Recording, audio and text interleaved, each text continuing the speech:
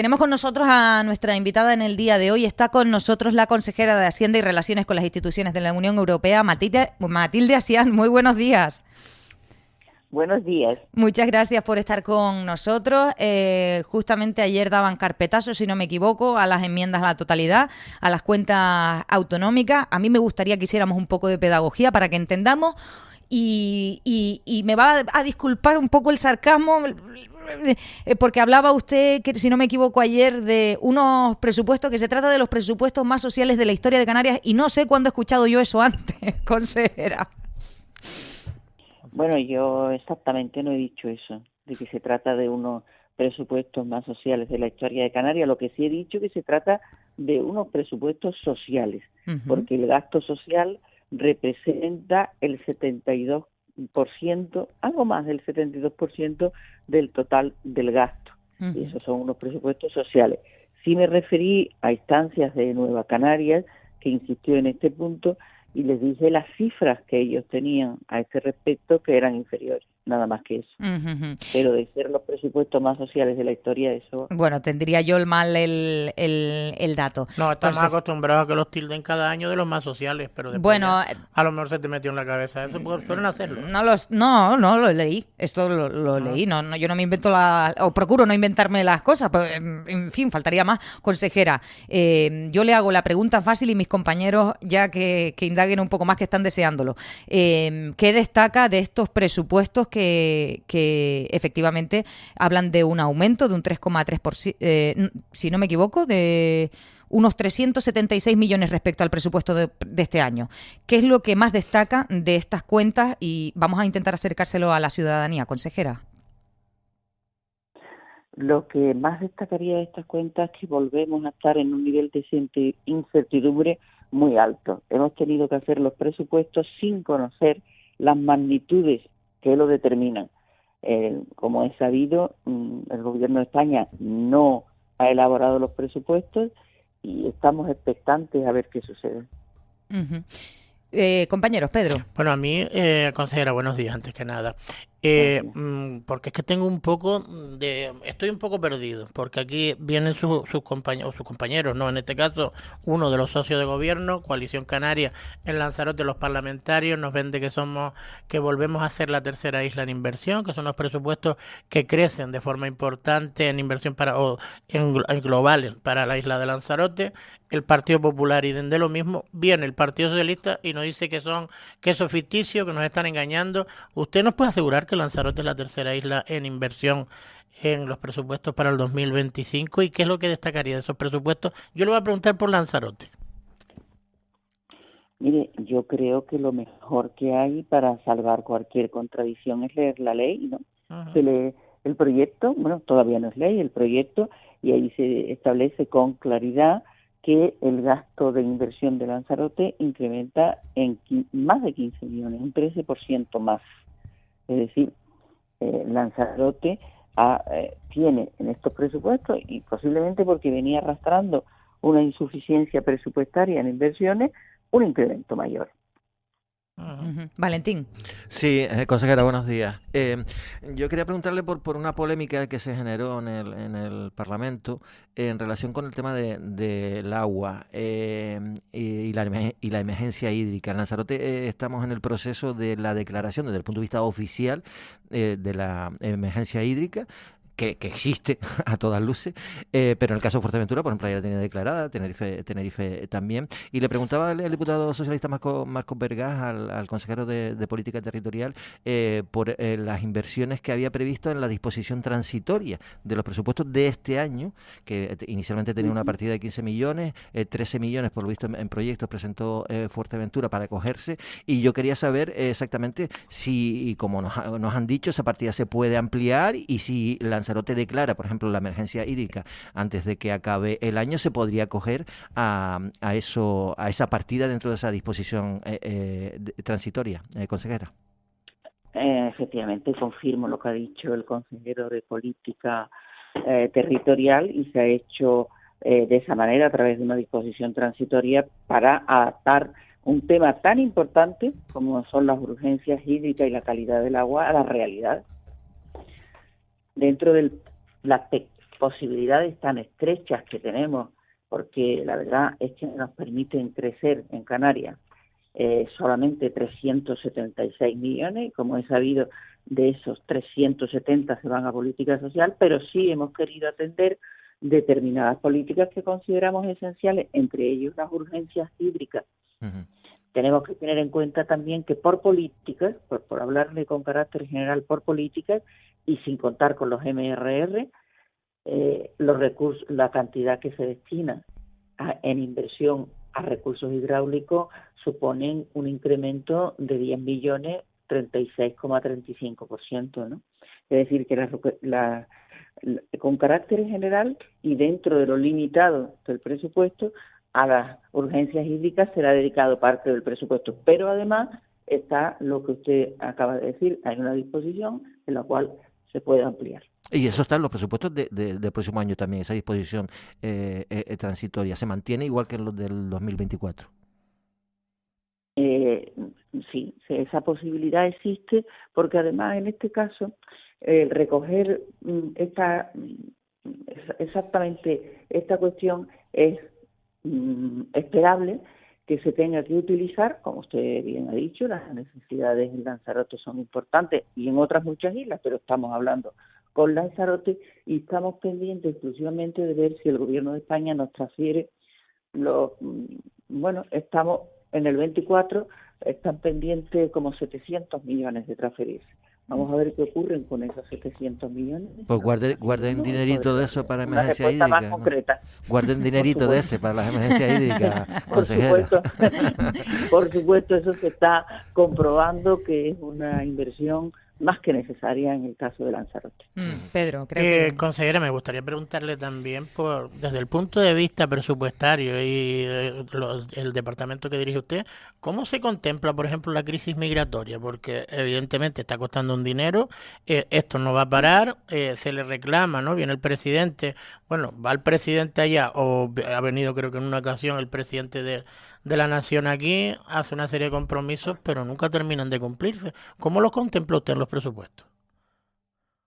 Bueno, es una de las transferencias que tenemos pendiente, el fenómeno migratorio, por supuesto, yo no voy a entrar en ello porque es sede de mis competencias y usted me pregunta exclusivamente desde el tema...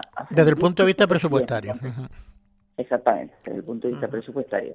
Le voy a hablar de lo que ha pasado en 2024. En 2025 esperemos que se resuelva esta cuestión, y no es que nosotros entendamos que la inmigración es solo un problema de fondos, es decir, es un problema muchísimo más amplio que dotar de fondos para atender a los emigrantes que llegan a nuestras costas con un estado, pues se puede usted figurar, o como todos los canarios sabemos, tremendo. Entonces, nosotros en el 2024 no hemos gastado solo como partida de atención primera, ¿no? Podríamos decir, más de 150 millones. Claro, esto lo estamos haciendo con fondos propios. Había un presupuesto, había un acuerdo inicial con el gobierno de España de ejercicios anteriores de transferirnos 50 millones, 2022-2023. En 2024 se retrasó esta aportación y la cantidad restante estamos pendientes.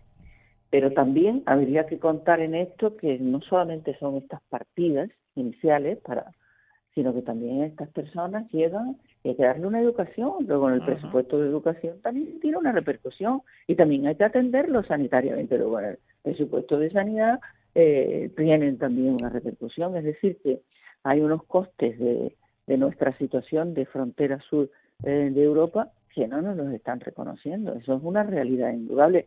Y, ojo, yo no digo que nosotros nos queramos convertir en una plataforma donde nos lleguen inmigrantes, nos dan dinero para atenderlo y aquí se acaba el problema. No. Este problema tiene muchas más aristas, más complejas.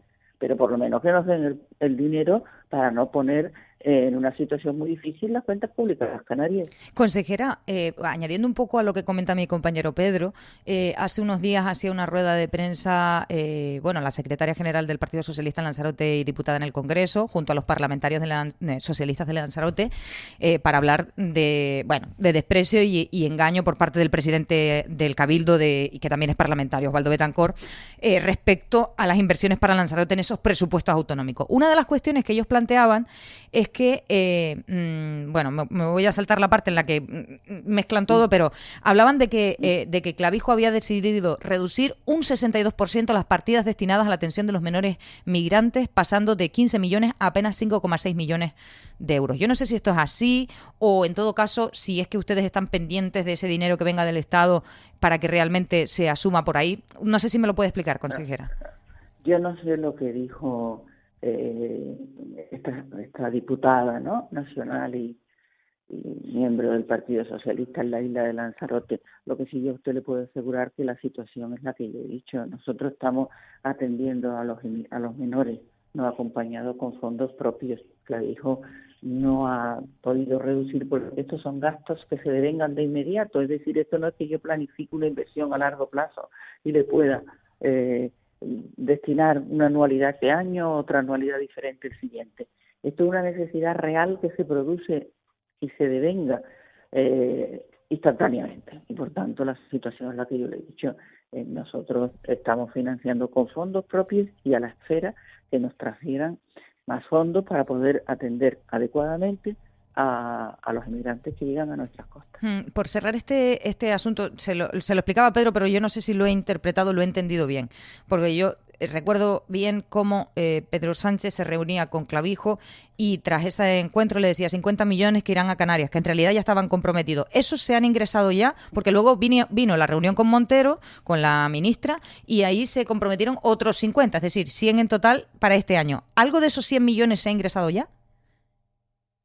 Todavía, como los tenemos recogidos como crédito, ¿no?, porque todas estas cantidades ya, como bien ha señalado, estos 50 millones iniciales estaban previstos, ¿no?, como porque había un acuerdo y no se sabe por qué se retrasó en 2024, porque en el 22 y en el 23 sí se ingresaron en tiempo y forma.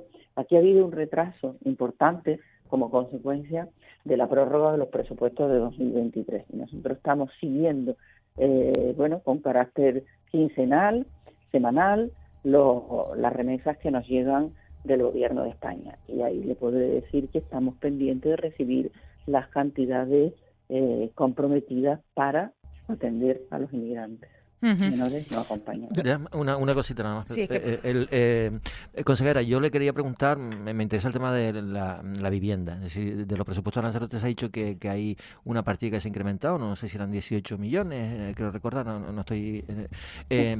para Lanzarote, el tema de vivienda y en general, ¿hay algún esfuerzo extra en esta materia, teniendo en cuenta que también estamos en emergencia vacacional y que hay un habitacional, perdona. En emergencia vacacional. Estamos con tantas emergencias. Estamos en emergencias de todo, consejera. Emergencia vacacional es la que necesitamos nosotros.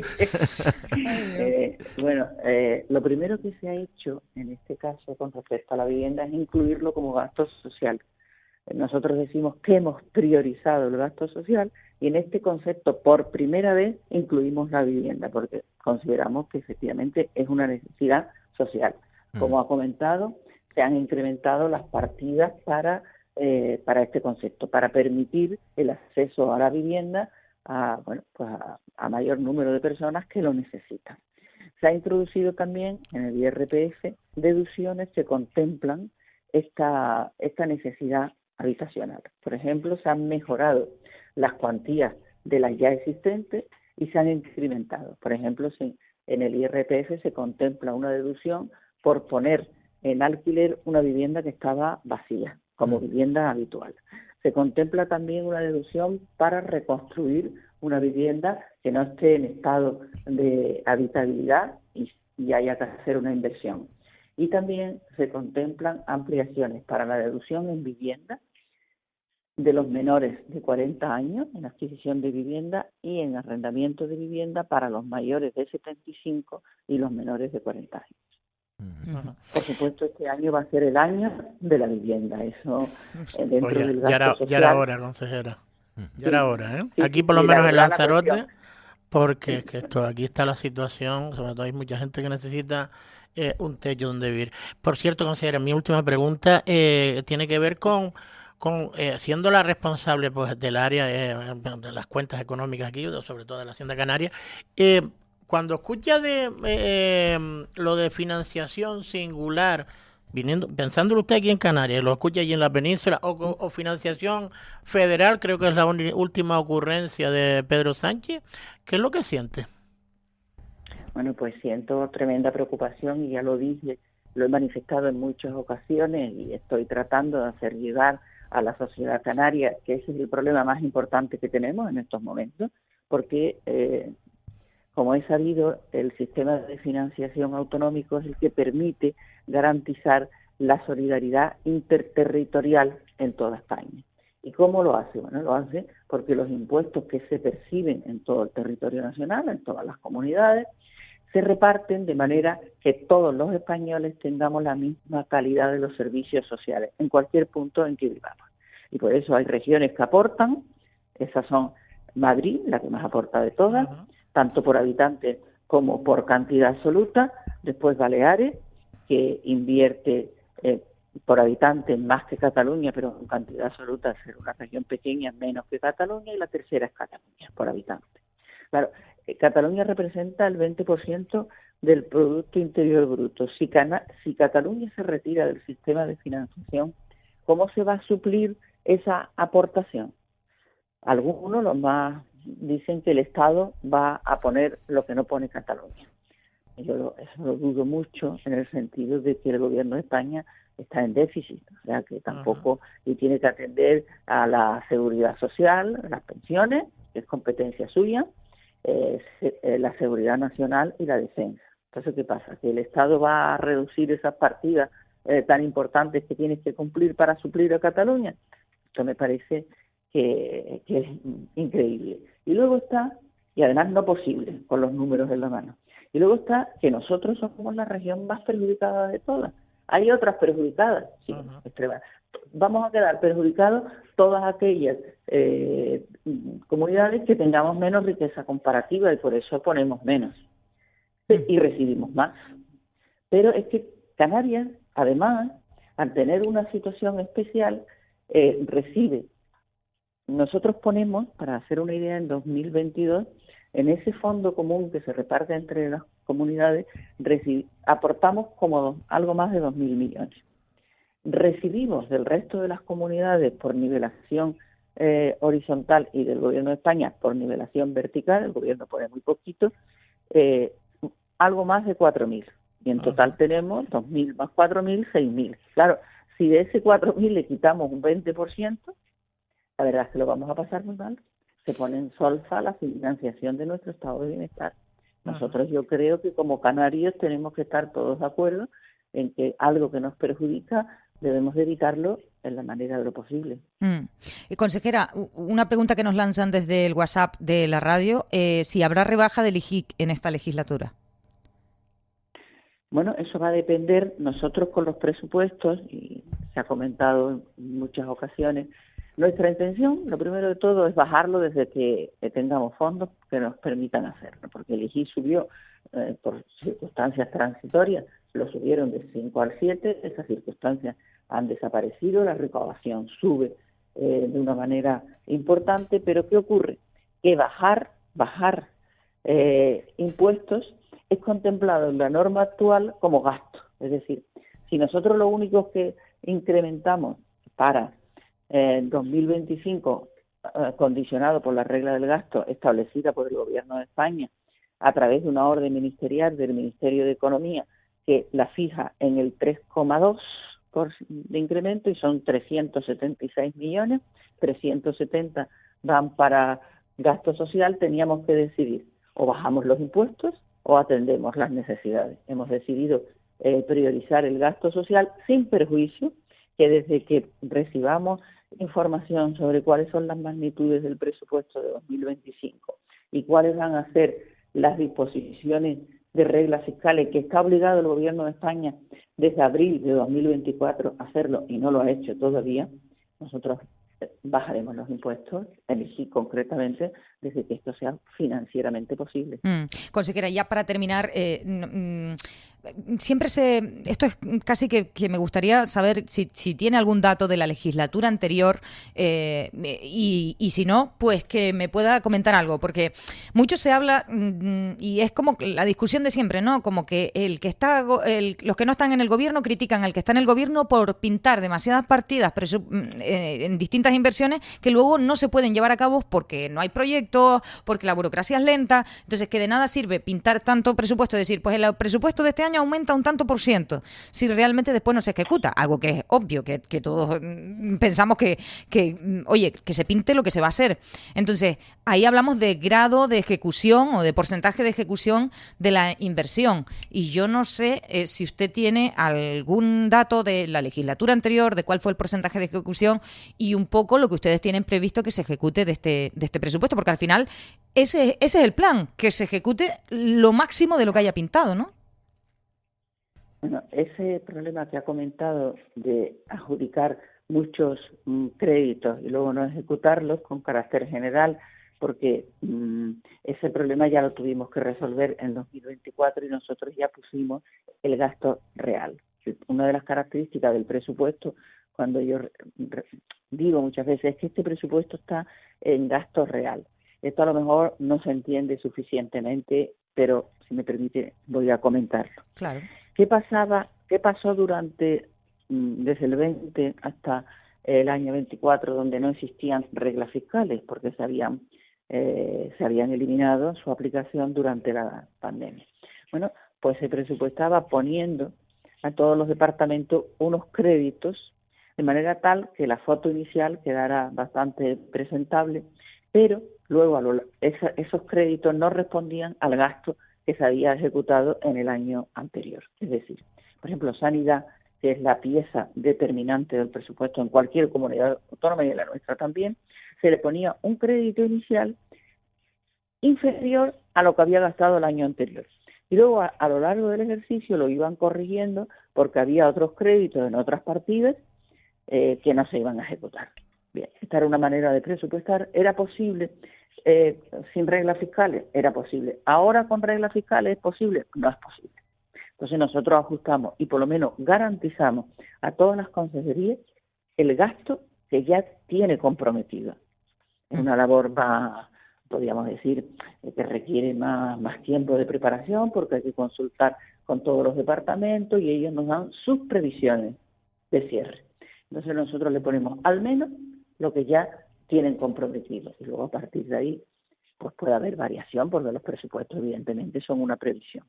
Otro dato importante es que evidentemente el gasto corriente, como pasa en las empresas, como pasa en la familia, tiene un ritmo de ejecución año a año más regular, podríamos decir entre comillas, que las inversiones. Las inversiones tienen un componente temporal normalmente de varios ejercicios y como es sabido, en las inversiones se producen dilaciones por muchas razones. Entonces, lo que sí le puedo yo garantizar es que el nivel de ejecución producido en 2023, que es el primer año que podemos comentar respecto al 92, fueron similares. En un año, en el 23 el 91 y pico, en el 22 el 92. Claro, también es verdad que en términos absolutos, como el presupuesto crece, también crece en términos absolutos la cantidad que no se ejecuta, pero también crece la que se ejecuta. Uh-huh. Es decir, pero en términos porcentuales, ¿no? Para homogeneizar, es muy similar. Claro. Le agradezco que me haya hecho esta explicación y creo que yo sé que para la ciudadanía igual resulta un poco engorroso, pero es necesario que entendamos todo esto, pues si no después nos quejamos y no sabemos ni de qué. Entonces hay que conocer este tipo de detalles y sobre todo estar serenos a la hora de verlos, porque es la única manera de tirar para adelante. Consejera, no nos queda más tiempo, le doy las gracias por estar con nosotros y aclararnos todas estas dudas. Matilde Asián, consejera de Hacienda y Relaciones con las Instituciones de la Unión Europea. Muchas gracias, buen día. Buenos días. Buen día y muchas gracias. Gracias.